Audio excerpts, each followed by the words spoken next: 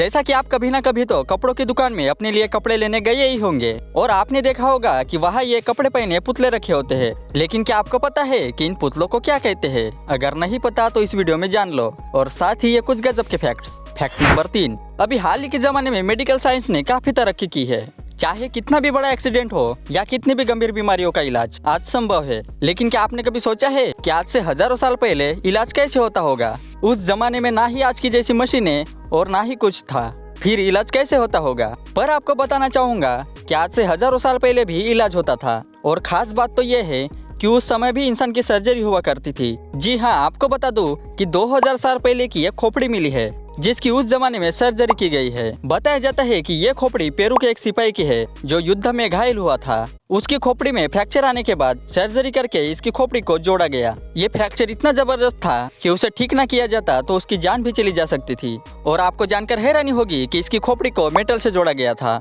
वैज्ञानिकों का कहना है कि ये सर्जरी के बाद ये सैनिक जिंदा रहा। और वैज्ञानिक ये भी कहते हैं कि ये उस समय की एक कामयाब सर्जरी थी। इससे आप अंदाजा लगा सकते हैं कि उस समय भी इंसान कितने बुद्धिमान थे और उस समय भी मेडिकल साइंस थी। लेकिन एक बात आप अपने मन से सोचिए कि आज के जमाने में भी कुछ सर की सर्जरियां कामयाब नहीं होती, तो ये तो 2000 साल पहले की है।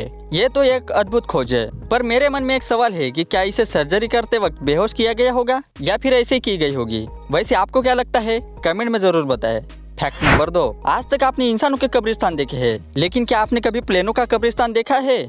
जी हाँ, दुनिया में एक ऐसी भी जगह है जिसे प्लेनों का कब्रिस्तान कहा जाता है, क्योंकि यहाँ हजारों की संख्या में प्लेन्स रखे गए हैं। ये जगह अमेरिका में है और ये प्लेनों का कब्रिस्तान 2600 एकड़ में फैला हुआ है। और यहाँ पर 4400 से ज्यादा हवाई जहाज और अंतरिक्ष यानों को रखा गया है। इस जगह को बोनयार्ड कहा जाता है। यहाँ इस बोनयार्ड में ट्रांसपोर्ट विमानों से लेकर बॉम्बर लड़ाकू विमानों को रखा गया है। और तो आपको जानकर हैरानी होगी कि इस जगह पर दूसरे महायुद्ध के भी लड़ाकू विमान रखे गए हैं। यहाँ इस बोनयार्ड में रखे विमानों की मरम्मत कर कुछ विमानों को फिर से उड़ान भरने के काबिल बनाया जाता है और बाकी विमानों के स्पेयर पार्ट निकालकर पूरी दुनिया में सप्लाई किया जाता है और इन स्पेयर पार्ट को दूसरे विमानों में इस्तेमाल किया जाता है। ये बोनयार्ड इतना बड़ा है कि यहाँ 800 मैकेनिक दिन रात लगातार काम करते हैं। और आपको जानकर हैरानी होगी कि इस बोनयार्ड में रखे कुल विमानों की कीमत लगभग $35 बिलियन है। इस बोनयार्ड में 80 तरह के अलग अलग विमानों और हेलीकॉप्टरों को रखा गया है, लेकिन इनमें ज्यादातर सैन्य विमान है जो वायुसेना, नौसेना, सेना और मरीन से रिटायर होने के बाद आते हैं। इसकी शुरुआत 1946 में हुई थी। Fact number 1,